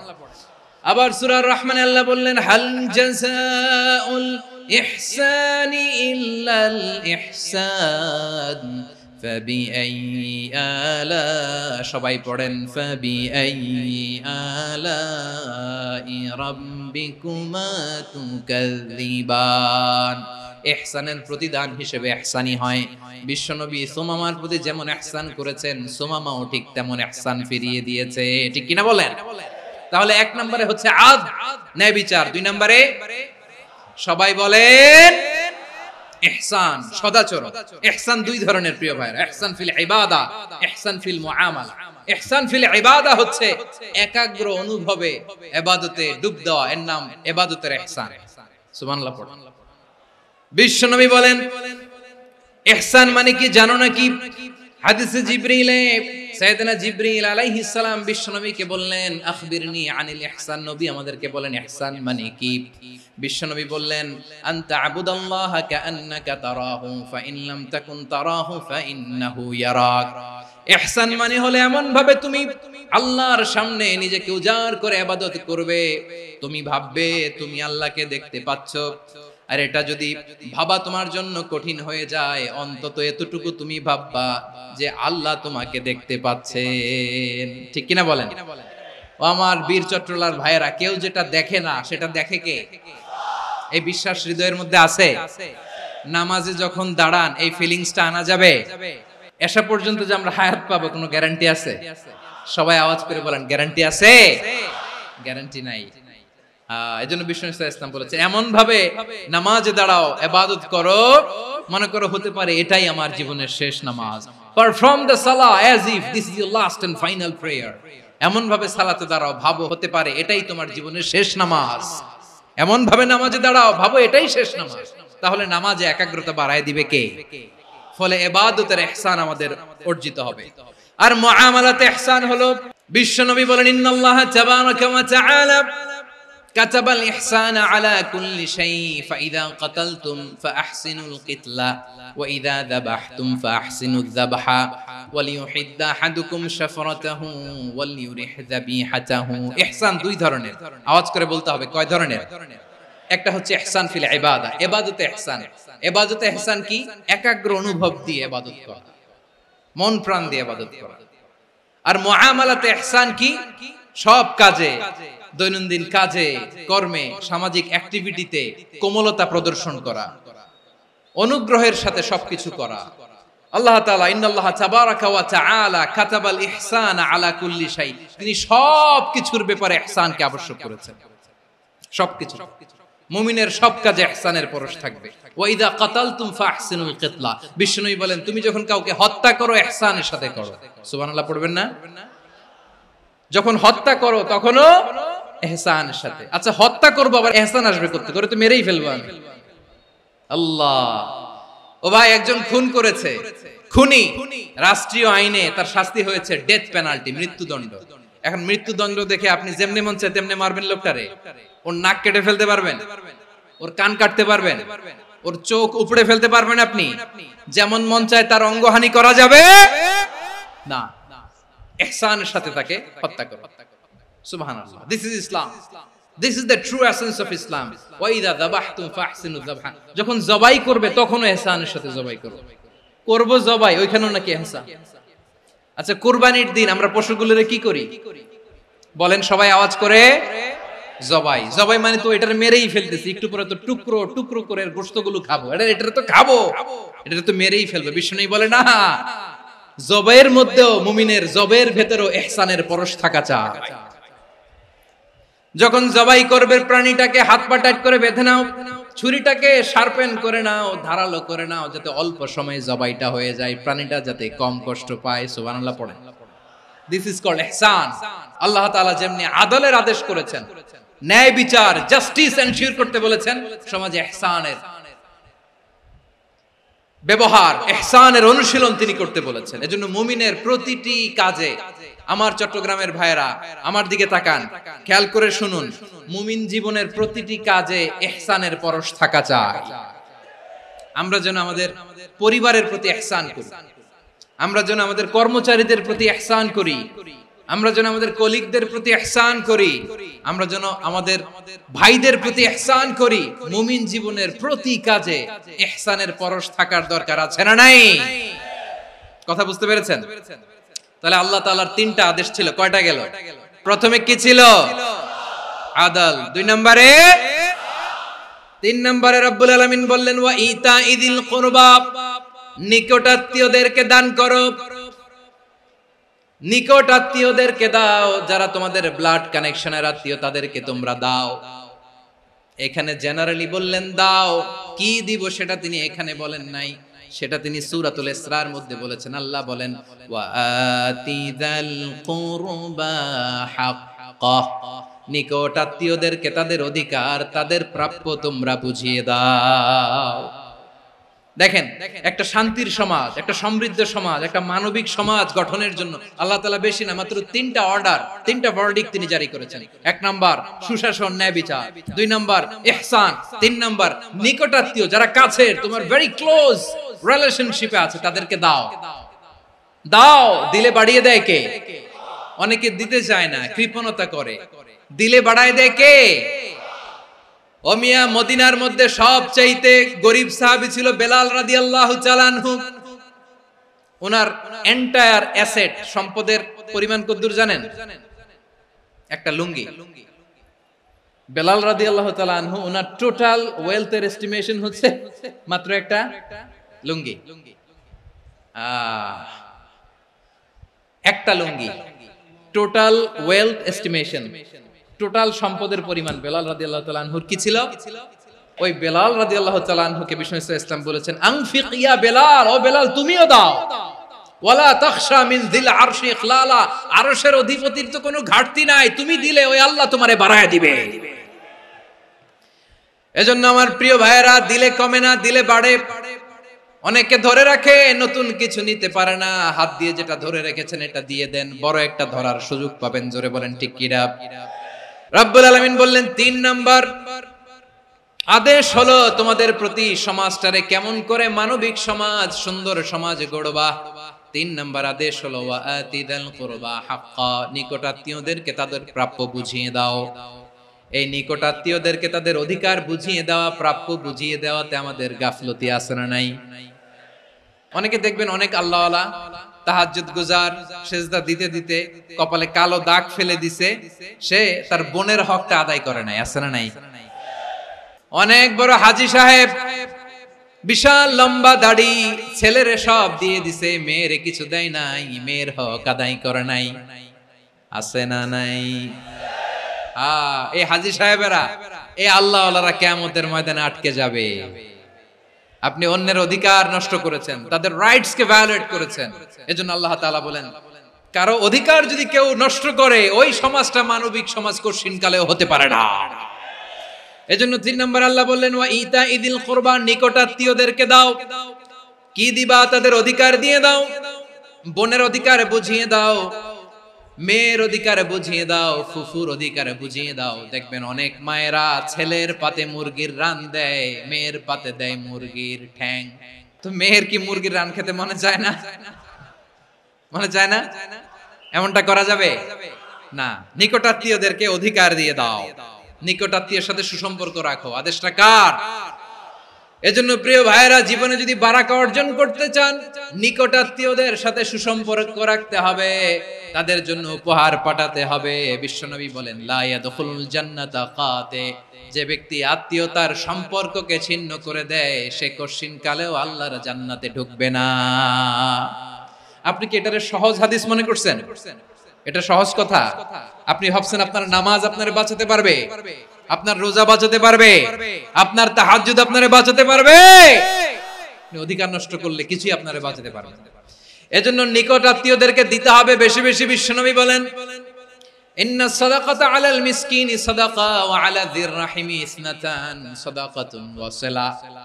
মিসকিন রে দান করলে শুধু দানের সওয়াব হয়, নিকট আত্মীয়কে দান করলে দুইটার সওয়াব হয়, সাদাকার সওয়াব হয়, আবার আত্মীয়তার বন্ধন অটুট রাখার সওয়াব হয়ে যায়। আবার বিশ্বনবী বললেন মান সাররাহু আইয়ুবসাতা লাহু ফি রিজকিহি ওয়া ইনসালাহু ফি আসারিহি ফালইয়াসিল রাহিমা। যে ব্যক্তি তার রিজিকের প্রশস্ততা চায় আর হায়াতে বরকত চায়, সে যেন তার আত্মীয়ের সাথে সুসম্পর্ক রাখে। আমার প্রিয় চট্টলার ভাইয়েরা, আমাদের রিজিক বাড়ুক, এটা আমরা চাই কি চাই না? সবাই চান? হ্যাঁ, আমাদের রিজিকে প্রশস্ততা আসুক, চাই কি চাই না? আমাদের হায়াতে বরকত আসুক, আমরা চাই কি চাই না? এই দুইটা যদি চান তাহলে নিকটাত্মীয়দের সাথে সুসম্পর্ক রাখবেন, পারবেন? তাহলে সমাজটারে মানবিক সমাজ বানায় দিবে কে? তিনটা আদেশ চলে গেল। 1 নম্বরে কি ছিল? 2 নম্বরে, 3 নম্বরে নিকটাত্মীয়দেরকে দান। আল্লাহ তাআলা তিনটা জিনিসের যেমনি আদেশ করেছেন, অনুরূপভাবে তিনটা বিষয় তিনি বারণ করেছেন, নিষেধ করেছেন, ওগুলোর কাছেও যাওয়া যাবে। রাব্বুল আলামিন বলেন, ওয়ায়ানহা আনিল ফাহশাই ওয়াল মুনকারি ওয়াল বাগি। আমি যেমনি তিনটি বিষয়ে আদেশ করলাম, অনুরূপভাবে তিনটি বিষয়ে বারণ করলাম, নিষেধ করলাম। আমার 1 নাম্বার নিষেধাজ্ঞা হলো অশ্লীলতার প্রতি। ফাহশা, ওয়ায়ানহা আনিল ফাহশা, আল্লাহ তাআলা অশ্লীলতাকে নিষেধ করেছেন। কোন জিনিসকে? সবাই বলুন, কোন জিনিসকে? যত ধরনের, যত টাইপের, যত ক্যাটাগরির অশ্লীলতা হতে পারে সব অশ্লীলতাকে হারাম করেছেন কে? ফাহশা মানে কি? কথায়, কাজে, আচরণে, কমেন্ট, ফেসবুকের কমেন্টসে যত ধরনের নোংরামো আছে, যত ধরনের অশ্লীলতা আছে, এটাকে আরবিতে বলে ফাহশা। রাব্বুল আলামিন বলেন, কুল ইন্নামা হারামা রাব্বিয়াল ফাওয়াহিশা মা যাহারা মিনহা ওয়া মা বাতান। ও নবী, আপনি বলে দেন, আমার রব প্রকাশ্য, অপ্রকাশ্য, স্পষ্ট কিংবা অস্পষ্ট, দৃশ্যমান কিংবা অদৃশ্যমান সব অশ্লীলতাকে হারাম করেছেন। সব ধরনের অশ্লীলতা হারাম। আল্লাহ তাআলা আমাদেরকে অশ্লীলতা থেকে বাঁচান। এবার বলেন, আমাদের সমাজে অশ্লীলতা আছে না নাই? অশ্লীলতা নানা ভাবে, নানা নামে, নানা মোড়কে আমাদের সমাজে আছে না নাই? সংস্কৃতির নামে, ফ্যাশনের নামে, বিনোদনের নামে, উপন্যাসের নামে, কনসার্টের নামে অশ্লীলতা আছে না নাই? আপনি দেখেছেন কনসার্টগুলোর অবস্থা? আমাদের তরুণ তরুণীরা, আমাদের যুবক যুবতীরা, আমাদের জেনজিরা, কি অবস্থা ওইখানে? কনসার্টের নামে অশ্লীলতা আছে না নাই? ছেলে মেয়ে একে অপরকে জড়ায় ধরতেছে, একে অপরকে চুমু খাচ্ছে, প্রকাশ্যে, দিবালোকে, গণমানুষের সামনে। আল্লাহ তাআলা এই অশ্লীলতা থেকে আমাদেরকে বেঁচে থাকতে বলেছেন। রূপালী জগতের নামে অশ্লীলতা আছে না নাই?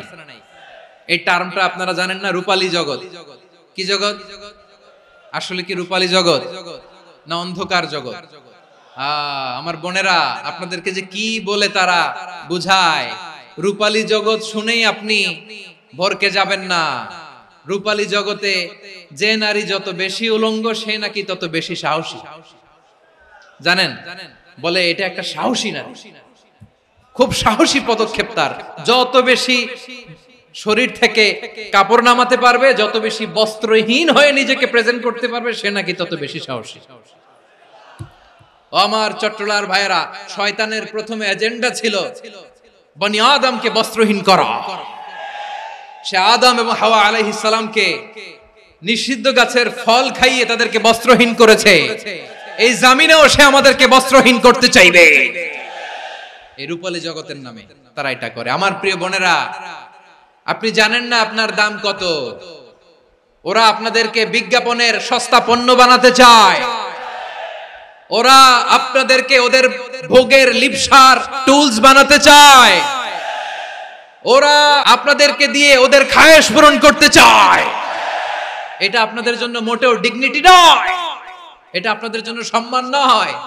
আপনার সম্মান শালীনতায়, আপনার সম্মান হেজাবে, আপনার সম্মান ভদ্রতায়, আপনার সম্মান আপনার ডিসেন্ট পোশাকে।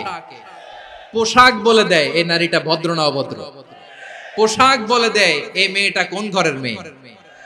আপনি জানেন না, আপনারা সস্তা পণ্য বানায়, ভোগের পণ্য, বিলবোর্ডে আপনাকে উলঙ্গ করে উপস্থাপন করে। এই অশ্লীলতার সাথে ইসলামের কোনো সম্পর্ক। এজন্য আল্লাহ বলেন, আমি অশ্লীলতাকে হারাম করেছি। অশ্লীলতাকে হারাম করার প্রথম কারণ হলো এর মাধ্যমে মানবতাকে অপমানিত করা হয়। কারণ মানুষের সম্মান মানুষের পোশাকে। মানুষ যখন পোশাকহীন হয়ে যায়, বস্ত্রহীন হয়ে যায়, তার সম্মান কমে যায়। ঠিক কিনা? অশ্লীলতাকে হারাম করার প্রথম কারণ হচ্ছে মানুষ মানুষকে অপমান করে। একটা নারী, সে তো সম্মানিত, নারী যে কত সম্মানিত নারীরা এটা বুঝেই নাই। বিশ্বনবী বলেন আদ-দুনিয়া কুল্লুহা মাতা ওয়া খায়রু মাতা'আদ দুনিয়া আল মারআতুস সালিহা। আমার বোনেরা, 5টা প্যান্ডেলে আপনারা এলইডিতে আমার আলোচনা শুনছেন, আমি জানি। আপনাদের এই গর্ভ যে কত দামি আপনি জানেন না। আপনার পেট থেকেই আসবে আগামী দিনের সালাহুদ্দিন আল আইয়ুবী। আপনার পেট থেকেই আসবে অনাগত দিনের ইমাম মাহদী আল মুনতাযর।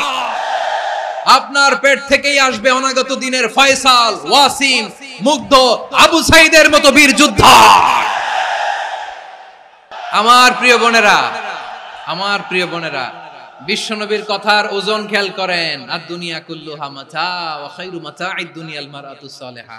দুনিয়ার সবকিছুই অ্যাসেট, এর মধ্যে সবচেয়ে দামি অ্যাসেট নেককার নারী। আপনার গর্ভ যে কত দামি আপনি জানেন না। নিজের সময়টাকে কাজে লাগান, কোরআন পড়েন, সুন্নাহ পড়েন। আপনার অনেক দায়িত্ব ঘরে।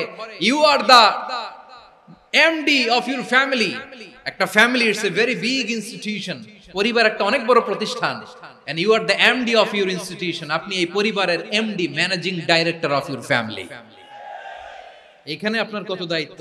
আপনি ছেলে মেয়েদেরকে তারবিয়া করবেন, আপনি আপনার স্বামীর জন্য ঘরটারে জান্নাতের নীর বানাবেন, আপনার জন্য জান্নাতের ডুপ্লেক্স বাড়ি ওইখানে তৈরি করে রাখবে কে? আপনি যে কত দামি আপনি জানেন না। নারীদেরকে আল্লাহ বানিয়েছেন উচ্চতর করে, নিম্নতর নয়। নারীদেরকে ছোট্ট জিনিস দিলে এটারে বড় করে দেয়। নারীদেরকে ভ্রূণ দিলে, শুক্রাণু দিলে নারী এটারে বাচ্চা হিসেবে উপহার দেয়, ঠিক কিনা? বিয়ের মাধ্যমে স্বামী যখন তার শুক্রাণু তার স্ত্রীকে উপহার দেয়, স্ত্রী রিটার্নে কি উপহার দেয়? ফুল ফর্ম বেবি, মানব সন্তান। দেখছেন, আপনি দিলেন একটুক, উনি দিছে বিশাল। আপনি যদি নারীকে বাজার এনে দেন, নারী এটাকে সুস্বাদু খাবারে রূপান্তর করে দেয়। আপনি তাকে একটা মুচকি হাসি দিয়ে দেন, সে তার কলিজা দিয়ে দেয়। কিন্তু যদি আপনি তার মনে কষ্ট দেন, সে আপনার জীবনকে জাহান্নাম বানায়া দেয়। নারীর মন বুঝতে পারলে নেয়ামত, বুঝতে না পারলে কিয়ামত। আমার প্রিয় বোনেরা, আপনি যে কত দামি আপনি জানেন না। অনেক দামি আপনি। আপনাদেরকে যেন ভোগের সস্তা পণ্য বানাতে না পারে, আপনাদেরকে সচেতন থাকতে হবে। তাহলে কেন আল্লাহ তাআলা এই ফাহশা, অশ্লীলতাকে হারাম করলেন? 1 নাম্বার, এতে হিউম্যান ডিগনিটি কমে। 2 নাম্বার, এতে মানুষের অধিকার নষ্ট হয়। আপনি বিয়ে করেছেন, এরে পরকিয়া করেন, ওর সাথে এরকম আছে না নাই? স্ত্রীর অধিকার নষ্ট করেছেন। আপনি বিবাহ সম্পর্কে আবদ্ধ হয়েছেন তার সাথে, আপনি পরকিয়া করেন ওই ছেলের সাথে, আপনি আপনার হাজবেন্ডের সাথে বিট্রে করেছেন। এজন্য আল্লাহ অশ্লীলতাকে হারাম করেছেন। অশ্লীলতাকে হারাম করার আরেকটা কারণ হচ্ছে আল্লাহ তাআলা এই হিউম্যান জেনারেশনকে, এটাকে প্রিজার্ভ করতে চায়। হিফজুন নাসল, এটা মাকাসিদুশ শরিয়ার অনেক গুরুত্বপূর্ণ একটা মাকাসিদ, অনেক গুরুত্বপূর্ণ। আপনার নাসল, আপনার জেনারেশনকে সংরক্ষণ করা। এই যে আসতেছে ফেব্রুয়ারি, কত ফেব্রুয়ারি জানো? এটা কি বিশ্ব ভালোবাসা দিবস? হ্যাঁ, কি দিবস?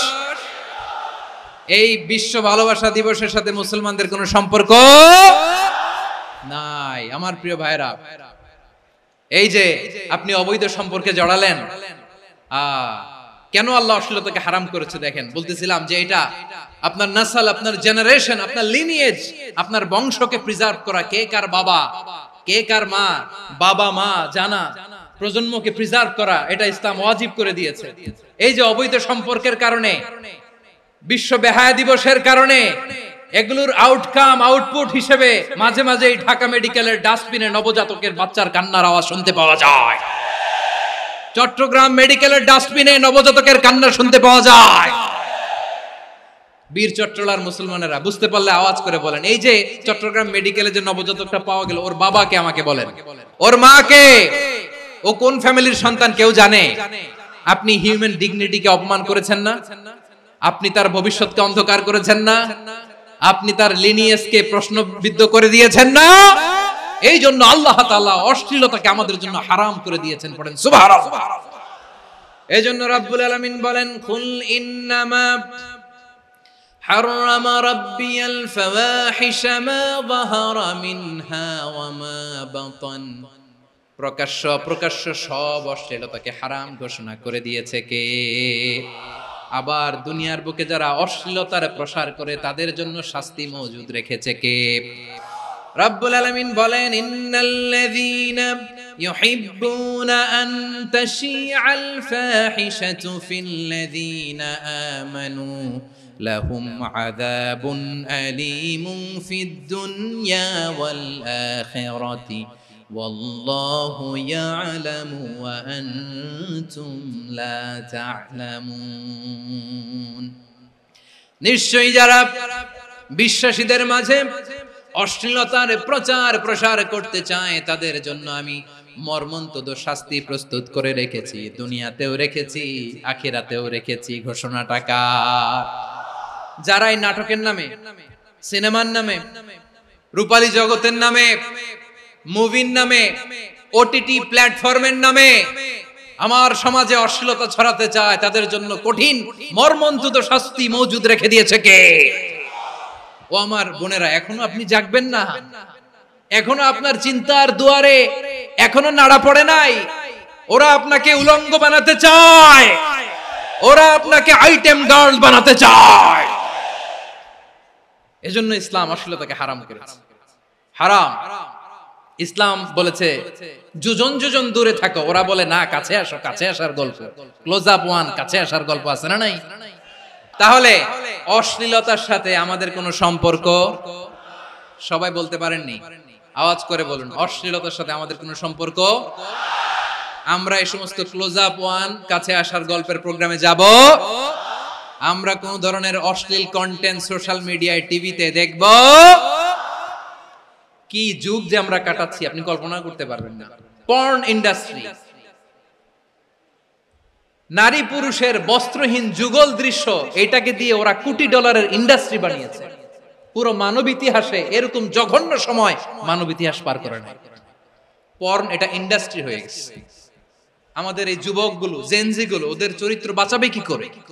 কেমন করে হেফাজত করবে ওদের এই মূল্যবান চরিত্র? আমার প্রিয় ভাইরা, এই অশ্লীলতার দ্য লেটেস্ট ভার্সন হচ্ছে LGBTQ, শরীফ থেকে শরীফা। শুনছেন আপনারা? দেখতে পুরুষ, আসলেই পুরুষ, সুস্থ একজন পুরুষ, 4 সন্তানের বাবা, বলে আমি মনে মনে নারী। দেখতে নারী, সুস্থ নারী, আসলেই সে দিব্যি একজন নারী, বলে আমি মনে মনে পুরুষ। সবচেয়ে ভয়ঙ্কর অশ্লীলতার সবচাইতে লেটেস্ট ভার্সন হচ্ছে এই ট্রান্সজেন্ডারিজম। সুস্থ পুরুষ তার বায়োলজিক্যাল গ্রোথকে হরমোন দিয়ে স্টপ করে দিয়ে সে সার্জারি করে নারী হতে চায়।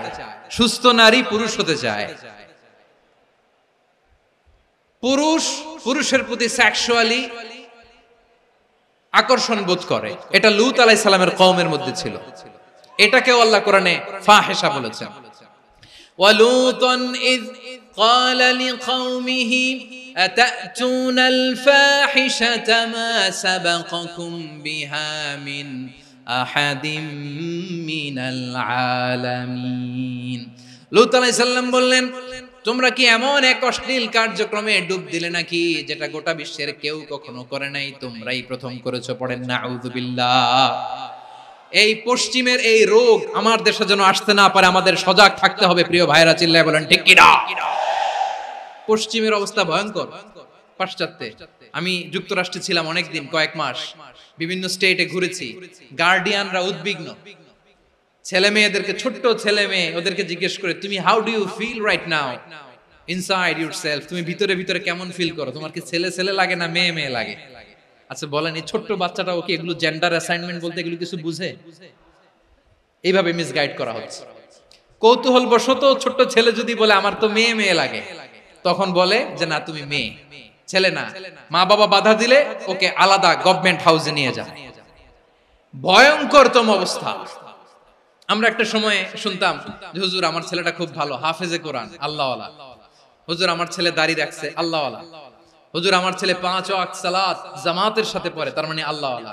পশ্চিমে যে আমি কি শুনছি জানেন? ওরা বলে হুজুর আমার ছেলেটা ইউনিভার্সিটির একটা মেয়ের সাথে প্রেম করে, ও খুব আল্লাহওয়ালা, হুজুর দোয়া করবেন।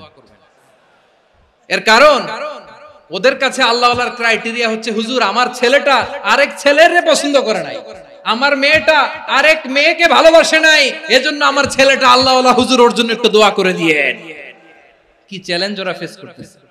ওনার ছেলে যে আরেক ছেলেরে বিয়ে করবে না, এটাতেই উনি খুশি যে আলহামদুলিল্লাহ আমার ছেলেটা একটা মেয়েরে ভালোবাসে, আমার মেয়েটা একটা ছেলেরে ভালোবাসে, মানে এটা খুব আল্লাহওয়ালা। নাউজুবিল্লাহ পড়তে পারলেন না? এজন্য অশ্লীলতার সাথে আমাদের কোনো সম্পর্ক। রব্বুল আলামিন বলেন ওয়ায়ানহা আনিল ফাহশাই ওয়াল মুনকারি ওয়াল বাগি, তিনটা জিনিসকে আমি নিষিদ্ধ করলাম। এক নাম্বার হলো ফাহশা, অশ্লীলতা। দুই নম্বরে হলো মুনকারের সমস্ত মন্দ কাজ। মুনকার মানে হচ্ছে যত মন্দ কাজ, খারাপ কাজ, বাজে কাজ, এটার বলে মুনকার। এটার কি বলে? আপনারা পড়ছেন না, তা'মুরুনা বিল মা'রুফি ওয়া তানহাউনা আনিল মুনকার। সৎ কাজের আদেশ, অসৎ কাজের নিষেধ। মুনকার, মুনকার হচ্ছে মানুষের স্বাভাবিক বিবেকবোধ যেটাকে খারাপ বলে, ওইটাই মুনকার। পৃথিবীর সব আসমানি গ্রন্থ যেটাকে খারাপ বলেছে, মানুষের স্বাভাবিক বিবেকবোধ যেটাকে খারাপ বলেছে, এগুলো সব মুনকার। যেমন ইফতিজিং, এটা কি ভালো না খারাপ? মজুদদারি, খাদ্যে ভেজাল দেওয়া, ওজনে কম দেওয়া, মাছে ফরমালিন মিশানো, চাঁদাবাজি, টেন্ডারবাজি, দখলবাজি, এগুলো আমাদের স্বাভাবিক বিবেকেই বলে এগুলো খারাপ, এগুলো হচ্ছে মুনকার। আল্লাহ তাআলা এই মুনকার থেকে আমাদেরকে বেঁচে থাকতে বলেন, আর শয়তান এই মুনকারের প্রতি আমাদেরকে উদ্বুদ্ধ করে। আল্লাহ তাআলা বললেন, ইয়া আইয়ুহাল্লাযীনা আমানু লা তাত্তাবিউ খুতুওয়াতিশ শাইতান ওয়া মান ইয়াত্তাবি' খুতুওয়াতিশ শাইতানি ফাইন্নাহু ইয়া'মুরু বিল ফাহশাই ওয়াল মুনকার। আল্লাহ বললেন, আমার গোলামেরা শোনো শোনো, ও আমার বিশ্বাসী বান্দারা খবরদার, তোমরা কশিনকালেও শয়তানের পদাঙ্ক অনুসরণ করবে না, কারণ শয়তান তোমাদেরকে অশ্লীলতা এবং মন্দ কাজের দিকে উদ্বুদ্ধ করে। আমাদের কাজ হচ্ছে শয়তান আমাদেরকে যেদিকে নিতে চায় আমরা তার উল্টা দিকে যাব। শয়তান এই মন্দ কাজকে আমাদের কাছে বিউটিফাই করে, চাকচিক্যময় করে আমাদের সামনে উপস্থাপন করে। এজন্য আল্লাহ বলেন মুনকারকে থামাতে হবে, মুনকার প্রতিরোধ করতে হবে। মুনকার প্রতিরোধের দায়িত্ব শুধু আমাদের নাকি? শুধু আপনার খতিব সাহেবের, ইমাম সাহেবের, নাকি মুসলিম উম্মার সবার? আওয়াজ করে বলুন, মুনকার অসৎ কাজ প্রতিরোধের দায়িত্ব কার? রাব্বুল আলামিন বলেন, কুনতুম খায়রা উম্মাতিন উখরিজাত লিন-নাসি তা'মুরুনা বিল মা'রুফি ওয়া তানহাউনা আনিল মুনকার। তোমাদেরকে শ্রেষ্ঠ জাতি করে জমিনের মধ্যে আবির্ভূত করা হয়েছে, যাতে করে তোমরা জমিনের ভেতরে সৎ কাজের আদেশ করতে পারো আর অসৎ কাজের নিষেধ করতে পারো। উম্মাহ, কুনতুম খায়রা, তাহলে গোটা উম্মার দায়িত্ব, এটা বুঝতে পারছেন তো? আচ্ছা, আরো নিচে আসেন। এরপরে আল্লাহ বললেন, শুধু উম্মাহ না, এই জমিনের রাজত্ব আমি যাদের হাতে দেই, এই জমিনের মালিক আমি যাদেরকে বানিয়ে দেই, যাদেরকে আমি সরকারের দায়িত্ব দেই, তাদেরকেও মুনকার প্রতিরোধের দায়িত্ব দিয়েছে কে? আল্লাহ বলেন, যারা ক্ষমতার মসনদে বসেছে তাদেরকে 4 দফা কর্মসূচি আমি আল্লাহ দিলাম। আওয়াজ করে বলেন, কয় দফা? আল্লাহ বলেন, আল্লাযীনা ইম্মাক্কান্নাহুম ফিল আরদি আকামুস সালাতা ওয়া আতাউয যাকাতা ওয়া আমারু বিল মা'রুফি ওয়া নাহাউ আনিল মুনকার ওয়ালিল্লাহি আকিবাতুল উমুর।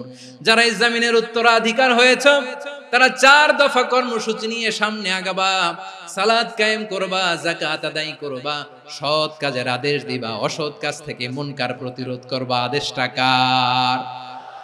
আমার প্রিয় চট্টলার ভাইরা, পুরো উম্মার দায়িত্ব মুনকার প্রতিরোধ করা, সরকার প্রধানের দায়িত্ব মুনকার প্রতিরোধ করা। এরপর আল্লাহ বলেন, প্রতিটা ফ্যামিলির যিনি প্রধান সিইও বাবা, প্রত্যেক বাবারও দায়িত্ব এই মুনকার প্রতিরোধ করা। আওয়াজ করে বলেন ঠিক কি না? যেমনটি সাইয়েদনা লোকমান আলাইহিস সালাম ওনার কলিজার টুকরা সন্তানকে আদেশ করেছেন, ইয়া বুনাইয়া আকিমিস সালাতা ওয়া'মুর বিল মা'রুফি ওয়ানহা আনিল মুনকার। পড়েন সুবহানাল্লাহ। বাবা ছেলেকে সবক দিচ্ছে, লোকমান আলাইহিস সালাম ছেলেকে বলতেছে, ও ওরে আমার কলিজার টুকরা সন্তান, ওরে আমার বাছা, নামাজ কায়েম করবা, সৎ কাজের আদেশ দিবা, আর মুনকার প্রতিরোধ করবা, অসৎ কাজ, সমাজ থেকে খারাপ কাজকে ঝেঁটে বিদায় করে দিবা। তাহলে দেখেন আমি স্টেপ বাই স্টেপ নামলাম।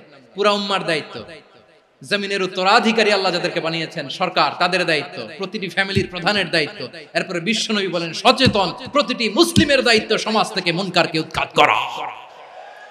বিশ্বনবী বলেছেন মান রাআ মিনকুম মুনকারান ফালিয়ুগাইয়িরহু বিয়াদিহি ফাইন লাম ইয়াস্তাতি ফাবিলিসানিহি ওয়া ইন লাম ইয়াস্তাতি ফাবিকলবিহি ওয়া যালিকা আযআফুল ঈমান। সমাজে যে মুনকার দেখবে, খারাপ কাজ দেখবে, সেজন্য হাত দিয়ে সেটাকে থামায়। আমার প্রিয় ভাইরা, না থামালে আমরাই ডুববো শেষমেশ। আমাদের বাঁচার জন্য হইলেও থামাইতে হবে। রব্বুল আলামিন বলেন ওয়াত্তাকু ফিতনাতাল লা তুসিবান্নাল্লাযীনা যালামু মিনকুম খাসসা। ও আমার গোলামেরা, ওই আযাবকে ভয় করো যে আযাব যখন আমি জমিনের বুকে পাঠাই শুধু জালেমদেরকেই মারি না, আলেমদেরকেও মারি। আযাব যখন আসে তখন শুধু জালিমই মরে না, আলেমও মরে। জানেন মুসা আলাইহিস সালামের পায়ে একবার লাল পিঁপড়া, তো উনি রেগে মেগে পাশি দেখে লাল পিঁপড়ার বাসা, পা দিয়ে ডলে মুছে সবগুলো পিঁপড়া মেরে ফেলছে। এই ঘটনাটা আল্লাহ ঘটিয়েছেন এজন্য মুসা আলাইহিস সালাম ছিলেন কালিমুল্লাহ, সরাসরি আল্লাহর সাথে কথা বলতেন। তিনি আল্লাহকে জিজ্ঞেস করেছিলেন, আল্লাহ তুমি যখন কোন জনপদে আযাব পাঠাও, শাস্তি দাও, ওখানকার শুধু জালেমরাই তো মরে না, ভালো মানুষগুলাও মরে, তো আযাব দিবা মুশরিকদের উপর দিবা, অবাধ্যদের উপর দিবা, ভালো মানুষগুলোরে মারো কেন? আল্লাহ বললেন মুসা তোমার যে কামড় দিছিল পায়ের মধ্যে পিঁপড়া, কয়টা পিঁপড়া? একটা পিঁপড়া, তো সবগুলারে মারলা কেন? রেগে মেগে পুরো পিঁপড়ার বাসা ভেঙে মেসাকার করলা কেন? আমি যখন অ্যাকশনে যাই, আমি যখন শাস্তি দেই, তখন এত বাস বিচার করা হয় না, বাস বিচার করা যায় না। যখন অ্যাকশনে যাওয়া হয় ওইটা ডাইরেক্ট অ্যাকশন হয়ে যায়। চিল্লায় বলো ঠিক কি না? এজন্য আমাদের বাঁচার জন্য হলে ওই পাপ থামাতে হবে, এই শয়তানের অট্টহাসি থামাতে হবে, অন্যায় অপরাধ সমাজ থেকে আমাদের থামাতে হবে। কারণ আযাব আসলে ওরাও মরবে, আমরাও মরবো। একটা জাহাজ 2 তলা, আপনি আছেন 2য় তলায়, নিচের তলার কিছু লোক জাহাজের তলা ছিদ্র করতে আরম্ভ করছে। কি ছিদ্র করতেছে? আচ্ছা জাহাজের তলা ছিদ্র করলে তলা দিয়ে কি ঢুকে?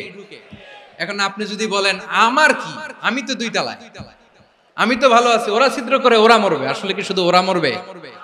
তলা দিয়ে যখন পানি ঢুকবে, জাহাজ ঢুকলে আপনিও মরবেন। এজন্য নিজে মরার আগে ওই পাগলগুলোর নিচতলায় যে থামাতে হবে। চিল্লায় বলেন ঠিক কি না? এজন্য আল্লাহ বললেন মুনকার প্রতিরোধের দায়িত্ব সমাজের টপ টু বটম সবার। এজন্য মুনকার প্রতিরোধ করার দরকার আছে না নাই? সমাজে এই যে ইফটিজিং হয়, আপনার বোনের বয়সী একটা মেয়েকে কিছু বখাটে টিটকারি করে, এই বলে সেই বলে, নোংরা কথা বলে, রাস্তায় দেখেও আপনি পাশ দিয়ে না দেখার মতো চলে যান কেন? আপনি দাঁড়ান না কেন? আপনি দাঁড়ালেই তো থেমে যাবে, কারণ সত্যের যে শক্তি তার সামনে মিথ্যা মুখ থুবড়ে পড়ে। আপনার সামনে ও কিছুই না, নাথিং।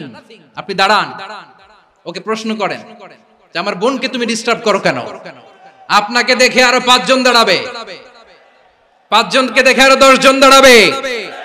আমাদের নীরবতা আর আমাদের নিশ্চুপ থাকাই জালিমদেরকে আরো শক্তিশালী জালিম বানিয়েছে। এজন্য মুনকার প্রতিরোধের দায়িত্ব আমাদের সবার। টেন্ডারবাজি, চাঁদাবাজি, দুর্নীতি, অপরাধ, দখলদারিত্ব, মজুদদারি, এগুলো সবকিছু একসাথে প্রতিরোধ করতে হবে। ঠিক কিনা বলেন? একটা মানবিক সমাজ যদি চাই, প্রতিরোধ করতে হবে। প্রিয় ভাইয়েরা, আল্লাহর শপথ নিয়ে বলি, এই নাসিহাত গুলো সবার জন্য, সব দলের জন্য, সব মতের মানুষের জন্য। আমরা কোনো দলের প্রতি মানুষকে ডাকি না, আমরা ডাকি ইসলামের দিকে। সব দলের, সব মতের, সব মানুষদেরকে আমরা আহ্বান জানাই, আসুন আমরা একটা সুন্দর সমাজ বিনির্মাণ করি। এই যে নতুন বাংলাদেশের এক সুযোগ এসেছে, আর জীবনে হয়তো আসবে না, সামনের 100 বছরে এই সময় আসবে না। আসুন দেশটাকে আমরা সাজাই, আসুন আমরা দুর্নীতি বন্ধ করি, আসুন আমরা চাঁদাবাজি বন্ধ করি, আসুন আমরা দখলদারিত্ব বন্ধ করি, আসুন আমরা এক দল আরেক দলকে নিশ্চিহ্ন করার যে রাজনীতি, এটা বন্ধ করি। সব দলের প্রতি আমার আহ্বান, আমরা চাঁদাবাজ মুক্ত বাংলাদেশ চাই, জুলুম মুক্ত বাংলাদেশ চাই, ফ্যাসিজম মুক্ত বাংলাদেশ চাই, গুণ খুন খারাপি মুক্ত বাংলাদেশ চাই, আমরা নতুন ভোরের বাংলাদেশ চাই। ওই বাংলাদেশ পাওয়ার জন্য মুনকার প্রতিরোধে, অন্যায় প্রতিরোধে যদি বাঘের বাচ্চার মতো, আবু সাইদের মতো দুই হাত উঁচু করে বুককে টান টান করে প্রসারিত করে দাঁড়াতে হয়, রাজি আছো মুসলমান? রাব্বুল আলামিন বলেন ওয়ায়ানহা আনিল ফাহশাই ওয়াল মুনকারি ওয়াল বাগি ইয়াইদুকুম লাআল্লাকুম তাযাক্কারুন। আল্লাহ বললেন আমি অশ্লীলতাকে নিষেধ করি, আমি সব ধরনের মন্দ কাজকে নিষিদ্ধ করি, সব শেষে আমি সীমা লঙ্ঘনকে তোমাদের জন্য নিষিদ্ধ করি। নিষিদ্ধ করেছেন কয়টা জিনিস? এক নম্বরে অশ্লীলতা, দুই নম্বরে মুনকার তথা সব মন্দ কাজ, তিন নম্বরে আল বাগি সীমা লঙ্ঘন, ক্রসিং দ্য লিমিট। সীমা লঙ্ঘন করা ভালো না। We all should know our limits. চিল্লায় বলেন ঠিক কিনা? একই আয়াতে আল্লাহ বললেন কুল ইন্নামা হাররামা রাব্বিয়াল ফাওয়াহিশা মা যাহারা মিনহা ওয়া মা বাতানা ওয়াল ইসমা ওয়াল বাগিয়া বিগাইরিল হক। অন্যায় ভাবে যে অবাধ্য হয়, যে সীমা লঙ্ঘন করে, তাদেরকেও আমি এটা হারাম করে দিলাম। সীমা লঙ্ঘন করা হারাম। আল্লাহ বারবার বারবার আমাদেরকে ওয়ার্নিং দেয়। যখন আমরা থামি না তখন আল্লাহ ধরে, আর যখন ধরে তখন ছাড়ে না। ধরে ধরে ধরে না, ধরলে আল্লাহ। ফেরাউনকে কিন্তু হুট করে ধরে নাই, আপনারা জানেন 9 বার ওয়ার্নিং দিয়েছে। ফেরাউনকে আল্লাহ তাআলা ওয়ার্নিং দিয়েছিল কয়বার? রাব্বুল আলামিন বলেন ওয়ালাকাদ আতাইনা মূসা 9 আয়াতিন বাইয়িনাত। 9টা মুআজিজা দেখিয়েছি।